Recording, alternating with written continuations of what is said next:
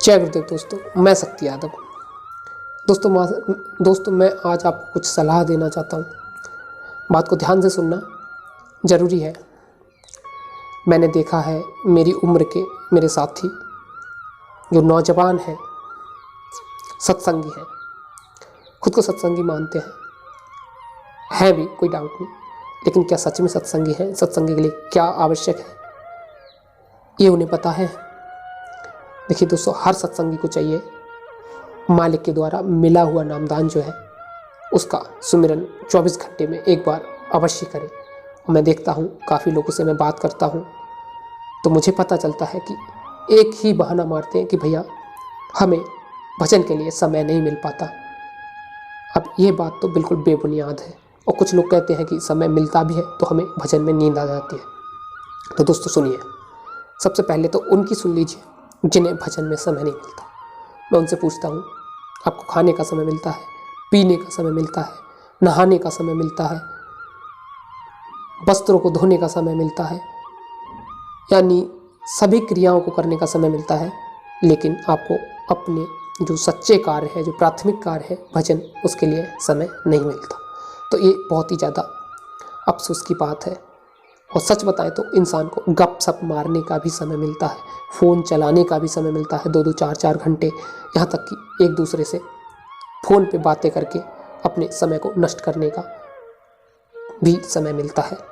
लेकिन अपनी आत्मा के कल्याण के लिए मालिक ने जिसे आपको दिया, जो धन दिया, उसको खजाने को आपने यूं ही गंवा दिया। आपने उस धन की वैल्यू नहीं समझी जो आपको मुफ्त में मिल गया, मुफ्त में नामदान मिल गया, मुफ्त में सत्संगी हो गए, तो आपको उसका कोई फ़र्क नहीं। उस चीज़ की वैल्यू उनसे समझिए, उनसे पूछिए जो इस चीज़ के लिए तरस रहे हैं, तभी आपको उस चीज़ की वैल्यू समझ में आएगी। इसलिए हमेशा याद रखिए, भजन ही इस जीवन का प्राथमिक कार्य है, उसके अलावा दूसरा कोई कार्य प्रमुख नहीं है। क्योंकि एक श्वास भी अगर खाली जा रही है तो ये आपका अभाग है। इसलिए श्वास श्वास पे उस मालिक के नाम को सुमरन की बात कही गई है। लेकिन यहाँ तो मालिक ने आपसे यही कहा कि 24 घंटे में एक बार 1 घंटा मालिक के नाम का अवश्य दीजिए। इससे ज़्यादा छूट आपको और क्या चाहिए? जिस काम के लिए लोगों ने अपना पूरा जन्म लगा दिया, जवानी निकाल दी, हड्डियाँ गला दी, उसके लिए सिर्फ मालिक आपसे 1 घंटा मांगते हैं अपने आत्म कल्याण के लिए। वो भी अगर आप नहीं दे सकते तो फिर इससे ज़्यादा आपको कोई छूट नहीं मिल सकती। और ये ना कर पाए तो आपसे ज़्यादा बड़ा मूर्ख भी कोई नहीं है। दूसरा ये, जो लोग दोस्तों भजन में नींद की शिकायत करते हैं, उनके लिए सही सच्ची बात तो यह कि वो सच्चे शौक़ के साथ भजन में नहीं बैठते। क्योंकि जो लोग सच्चे शौक़ के साथ भजन में बैठते हैं उन्हें नींद कभी सता ही नहीं सकती। जिस काम के लिए आपको चिंता रहेगी उसमें नींद विघ्न नहीं डालती। आपको किसी भी चीज़ की चिंता होती है तो आपकी नींद उड़ जाती है, रातों की नींद उड़ जाती है। यदि आप किसी व्यक्ति के प्रेम में भी पड़ जाते हैं फिर भी आपके रातों की नींद उड़ जाती है। लेकिन आपके मालिक के सच्चे प्रेम के लिए आपको भजन में नींद आ जाती है। कितनी अफसोस की बात है। इसलिए हमेशा याद रखिए, आपके दोनों सवाल जो हैं वो बेबुनियाद हैं, फालतू के हैं। इसलिए इन फालतू की चीज़ों को ना सोचते हुए अपनी भजन भक्ति में लग जाइए। ये जो जन्म मिला है, जो सुनहरा अवसर है, ये अगर निकल गया तो फिर नहीं मिलेगा। आप भाग्यशाली हो कि आपको मनुष्य जन्म मिला, और उससे भी ज़्यादा भाग्यशाली हो कि आपको सच्चे संत गुरु की शरण ग्रहण हुई। अगर आपने ये मौका गंवा दिया फिर आपको ये मनुष्य जन्म नहीं मिलेगा। इसलिए याद रखिए, इस मनुष्य जन्म को सार्थक करने के लिए अपने इस जवानी में ही अपना निज काम जो है उसे कर लेना चाहिए। कहा है, कर ले निज काम जवानी में, इस 2 दिन की जिंदगानी में।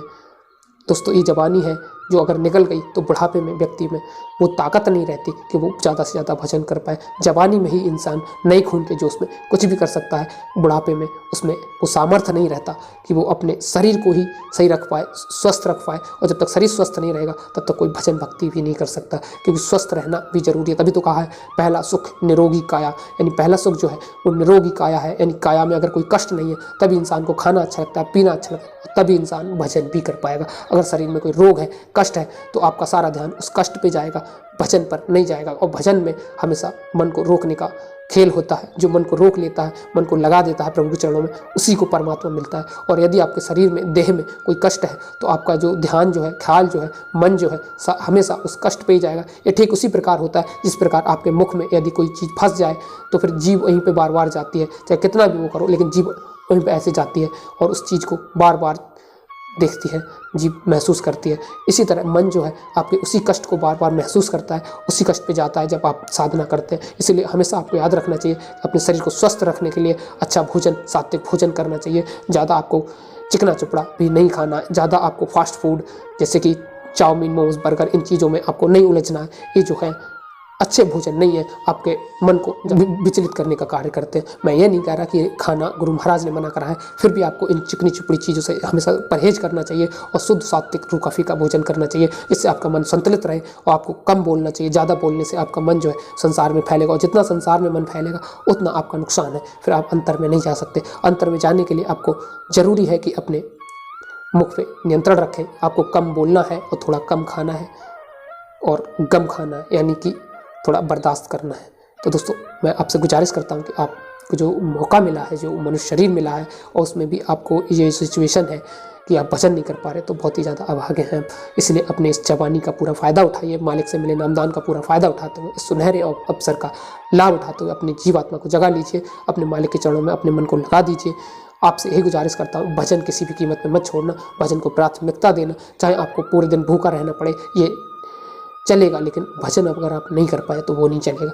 आप एक ऐसा नियम बना लीजिए, जब तक आप अपनी आत्मा को भोजन नहीं देंगे, आत्मा का भोजन भजन है, जब तक आप सुबह उठ के भजन नहीं करेंगे तब तक आप अन्न जल ग्रहण नहीं करेंगे। अगर आपने ऐसा नियम बना लिया तो फिर आपका मन जो है वो खाने पीने की लालसा में आपको भजन पे ले जाएगा, और धीरे धीरे ये जो मन है फिर भजन की लत लग जाएगी, तो फिर उसमें लगने लगेगा, क्योंकि आदत जो होती है वो लग जाने के बाद आसानी से छूटती नहीं है, तो आदत ही खींच के ले जाती है। उसी तरह मन को जब भजन की आदत लग जाएगी तो आपको खुद ब खुद भजन के लिए खींच के ले जाएगा, और यदि आप छोड़ना भी चाहोगे तब उस दिन ऐसा लगेगा कि मेरा कुछ अधूरा रह रहा है। इसलिए आपको फिर लत लगने के बाद आपको मन भी लगेगा, भजन भी बनेगा। इसलिए हमेशा याद रखिए, भजन को प्राथमिकता दीजिए, और नामदान का जो अवसर, मौका, जो नामदान का जो सौभाग्य प्राप्त हुआ है आपको, उसका पूरा फ़ायदा उठाइए, भजन में लग जाइए। दोस्तों, आज की वीडियो में इतना ही, मैं मिलता हूँ दूसरी वीडियो में। तब तक के लिए मैं आपसे हाथ जोड़कर गुजारिश करता हूँ, मुझसे कहने सुनने में कोई गलती हो जाए मुझे माफ़ करेंगे, और चैनल को सब्सक्राइब कर सकते हैं अगर आप हमसे जुड़ना चाहते हैं, और फेसबुक पेज को फॉलो कर सकते हैं अगर फेसबुक पर देख रहे हैं। आज की वीडियो में इतना ही, हम मिलते हैं दूसरी वीडियो में। तब तक के लिए हाथ जोड़कर सब प्रेम, नमन, प्रणाम, जय गुरुदेव। अपना ध्यान रखिए।